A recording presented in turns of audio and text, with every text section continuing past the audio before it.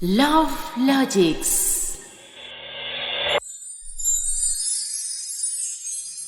Hello दोस्तों, love logics channel में आपका स्वागत है। ये कहानी शुरू होने से पहले जल्दी से हमारे चैनल को सब्सक्राइब करके बेल आइकन दबा दीजिए, क्योंकि हम आएंगे हर बार एक नए लव स्टोरी के साथ। अनुराग और आराध्या भाई बहन थे। बचपन से ही उनके माँ पापा गुजर जाने के बाद से दोनों एक दूसरे के भरोसे जी रहे थे। अनुराग अपने घर के पास वाले किराना दुकान में काम करता था, पर साथ में अपनी पढ़ाई भी जारी रखी थी। सालों बीत गए और अब अनुराग ग्रेजुएशन कर रहा था। आराध्या भी 10वीं पास करके कॉलेज जाने लगी थी। भैया, मैं कॉलेज निकल रही हूँ। हाँ आराध्या, जल्दी आकर खाना खा लेना, मैंने सब बना दिया है। ठीक है भैया, पर आपको खाना बनाने की क्या जरूरत है? मैं हूँ ना, मैं बना दूंगी।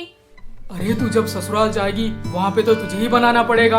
अब मैं बना लेता हूँ, क्या फर्क पड़ता है। ठीक है भैया, बाय बाय।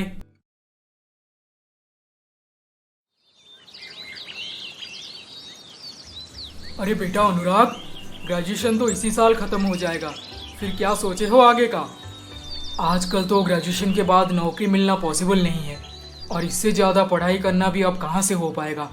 सोच रहा हूँ शहर जाकर किसी बड़े किराना दुकान में काम करूँ। सालों से अब्दुल चाचा के दुकान में काम करते करते काफ़ी एक्सपीरियंस हो गया है। सही सोच रहे हो बेटा, मुंबई चले जाओ, वहाँ पे बहुत बड़े बड़े दुकान हैं, ज़्यादा तनख्वाह, अच्छी लाइफ, खुशी से रहोगे। और वैसे भी तुम्हें अपनी बहन की शादी करवाने पैसे भी तो जोड़ने हैं। जी काका, आराध्या 17 साल की हो गई है। 3 साल बाद उसका ग्रेजुएशन कंप्लीट होगा, फिर मैं उसकी शादी करवा दूंगा। बहुत सही, बहुत सही। मैं चलता हूँ बेटा, कुछ मदद चाहिए तो बताना मुझे। जी काका, जरूर। उस गांव में अनुराग और आराध्या दोनों से सब बहुत प्यार करते थे। माँ बाप ना होने के बाद भी उन्हें किसी भी चीज में कोई कमी नहीं रहती थी। माना कि बहुत सारे पैसे नहीं थे उनके पास, पर खाने पीने में कभी कोई दिक्कत नहीं होती थी। फिर एक दिन, भैया भैया। क्या बात है, आज बहुत खुश नजर आ रही है। भैया, मेरा 12th रिजल्ट आ गया। मैं पूरे कॉलेज में टॉप की हूँ। 96% स्कोर किया है मैंने। अरे वाह, बहुत बढ़िया। ऐसे ही जी लगा के पढ़ाई करो। जी लगा के पढ़ाई करके क्या फायदा भैया? आप तो बोल रहे हैं कि ग्रेजुएशन खत्म होते ही मेरी शादी करवा देंगे। अरे पगली, पढ़ाई कभी बेकार नहीं जाता। ग्रेजुएशन के बाद जब तू अपने ससुराल जाएगी, तब तेरे सास, ससुर, पति तुझे और आगे पढ़ाएंगे। कहाँ भैया, आप भी ना। ससुराल में पढ़ता लिखता कोई नहीं, बस काम में उलझाए रखेंगे वो लोग। रात दिन सेवा करती रहूंगी उन सब की। ऐसा कुछ नहीं होगा, तेरा पति तो सबसे अच्छा होगा, देखना तू। अच्छा सुन, और एक बात बतानी थी तुझे। क्या भैया? यही कि मुझे मुंबई जाना है, वहाँ पे किसी बड़े दुकान में काम करूंगा। पर भैया, ऐसे अचानक से आप मुझे अकेला छोड़ के मुंबई क्यों चले जाएंगे? यहाँ पे तो सब ठीक ठाक चल रहा है ना? हाँ, ठीक ठाक चल रहा है, बस आगे नहीं बढ़ पा रहे हैं हम। बाहर जाकर बड़े शहर में काम करूंगा तो मैं ज्यादा पैसे कमाऊंगा और हमारा सिचुएशन एकदम से बदल जाएगा। और मैं अकेली यहाँ पे? अकेली कहाँ, हमारे पड़ोसी लता चाची, मालती बुआ, हरी काका, ये सब तो है ना। तू अब बड़ी हो गई है, मुझे यकीन है तू अपना ध्यान अच्छे से रख लेगी। कुछ ही दिन में अनुराग आराध्या का एडमिशन सिटी कॉलेज में करवा के खुद मुंबई जाने को तैयार हो जाता है। भैया, मत जाओ ना। आराध्या, बस 3 साल, तेरी पढ़ाई खत्म होते ही तुझे भी मैं अपने पास बुला लूंगा, ठीक है? अब मुंह फुलाना बंद कर।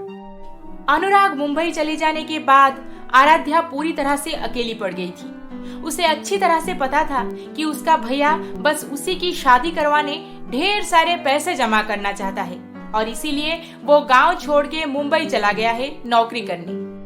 अब आराध्या चाहती थी कि वो जी जान लगा के और अच्छे से पढ़ाई करे और उसके भैया का बोझ हल्का कर दे। ऐसे ही 6 महीने बीत गए। फिर एक दिन, देखना आराध्या, मैं बस 19 साल की हूँ और घर में सब मेरी शादी अभी से करवाना चाहते हैं। तू चिंता मत कर, शादी के बाद तेरी सास ससुर और पति तुझे आगे और पढ़ाएंगे। नहीं रे, उन्होंने साफ साफ मना कर दिया है कि ज्यादा पढ़ी लिखी लड़की उन्हें नहीं चाहिए। इसीलिए बीच में ही मेरी पढ़ाई रोक के मुझे पराया कर देने का बंदोबस्त किया जा रहा है। खैर, तू शादी में आएगी ना? जरूर आऊंगी। अरे मेरी सबसे अच्छी सहेली की शादी जो है। वैसे देवी, मैं एक बात को लेकर बहुत परेशान हूँ यार। तू कब से परेशान रहने लगी? तेरे भैया तो तेरे लिए चांद तोड़ लाएंगे। देवी, 15 दिन हो गए भैया का कॉल नहीं आया और ना ही कोई मैसेज। पहले रोज कॉल करते थे, पर अब अचानक से क्या हो गया पता नहीं। जो 15 दिन बीत गए पर भैया ने मुझे एक बार भी कॉल नहीं किया।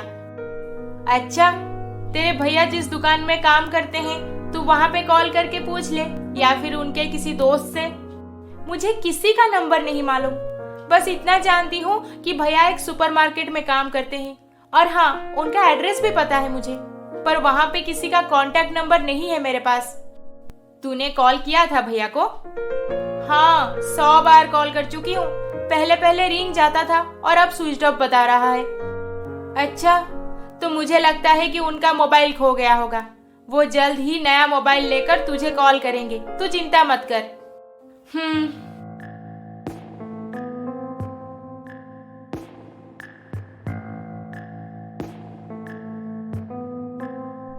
बस आराध्या ही नहीं, उन्हें चाहने वाले गांव में हर कोई परेशान हो गया था, क्योंकि अब पूरे 2 महीने बीत चुके थे, लेकिन अनुराग का कोई कॉल नहीं आया था। देख आराध्या, तेरा भाई हमारे भरोसे तुझे यहाँ पे छोड़ गया है। अब तुझे हम अकेले मुंबई जैसे बड़े शहर में जाकर अनुराग को ढूंढने नहीं छोड़ सकते। हाँ बेटी आराध्या, मुझे लगता है अनुराग किसी मुसीबत में फंस गया है। हमें थोड़ा और इंतजार करना होगा। तेरा अकेले वहाँ पे जाना बिल्कुल सही नहीं है। पर अपने भैया को मुसीबत में छोड़ के ये कैसे सुकून से सांस लेगी? तुझे जाना चाहिए बेटी, बड़ी हो गई है तू, पढ़ी लिखी भी है, सब संभाल लेगी। अगर शादी ब्याह कर लेती तो ससुराल में सब संभालती कि नहीं? मैं भी तो यही बोल रही हूँ कि मुझे जाना चाहिए, पर कुछ ऊंच नीच हो गई तो तेरे भैया को हम क्या जवाब देंगे? तू एक काम कर, और कुछ दिन इंतजार कर ले, फिर चले जाना, हम नहीं रोकेंगे तुझे। ठीक है। बड़ों का कहा मानकर आराध्या और 1 महीना अपने भैया के कॉल का इंतजार की, पर फिर भी उसे निराशा ही मिला। अब वो ठान ली थी कि चाहे उसे कोई भी रोकने की कोशिश करे, वो जरूर मुंबई जाएगी अपने भैया को ढूंढने। पर यहाँ पे सिचुएशन कुछ अलग ही बनने वाला था। जी, आप कौन? मैं जगमोहन। तेरे भाई ने 1 लाख कर्जा लिया था मुझसे, हर महीने ब्याज भी भेज रहा था, पर अचानक से 4-5 महीनों से उसका कोई अता पता नहीं। मैं भी बहुत परेशान हूँ। भैया मुझे भी कॉल नहीं किए और ना ही कोई पैसे भेजे। अब मैं सोच रही हूँ उन्हें ढूंढने मुंबई चली जाऊँ। वाह, क्या ड्रामा है। तू भी उसे ढूंढने जाएगी और वहीं पर गायब हो जाएगी। नहीं, फिर मैं यहाँ पे उल्लू बन के बैठा रहूंगा। नहीं नहीं, ऐसी बात नहीं है। चुप कर। तेरा भाई हमें ये बोला था कि मेरी बहन तो है ही गांव में, मैं तुम्हें पैसे भेजने में कोई झंझट नहीं करूंगा। अब तू हमारे पास रहेगी जब तक तेरा भाई सूद समेत सारा पैसा वापस नहीं कर देता। जगमोहन उस इलाके के एमएलए का बेटा था। उससे सब डरते थे। उसके सामने खड़ा होकर जो भी कुछ बोलता था वो उसका ऐसा हालत बना देता था कि वो इंसान दोबारा कभी भी उसे नजर मिलाने की हिम्मत नहीं कर पाता था। आराध्या भी बहुत कोशिश की उनसे बचने की, पर वो कहाँ उसे छोड़ने वाले थे। छोड़ो मुझे, छोड़ो प्लीज, मैं नहीं जाऊंगी तुम्हारे साथ, छोड़ दो मुझे, मैं हाथ जोड़ती हूँ। चल चल मेरे साथ। जगमोहन आराध्या को उठा के उसके बंगले में ले जाता है और वहाँ से निकल पाना आराध्या के लिए बिल्कुल मुमकिन नहीं था। इसके आगे क्या होने वाला है ये जानने के लिए हमारा अगला एपिसोड देखना ना भूलें। और अभी तक आपने हमारे चैनल को सब्सक्राइब नहीं किया है तो जल्दी से सब्सक्राइब करके बेल आइकॉन दबा दीजिए। अरे अरे अरे अरे, इस वीडियो को लाइक शेयर कमेंट करना ना भूलें। जल्द ही मिलेंगे अगले एपिसोड के साथ। नमस्ते।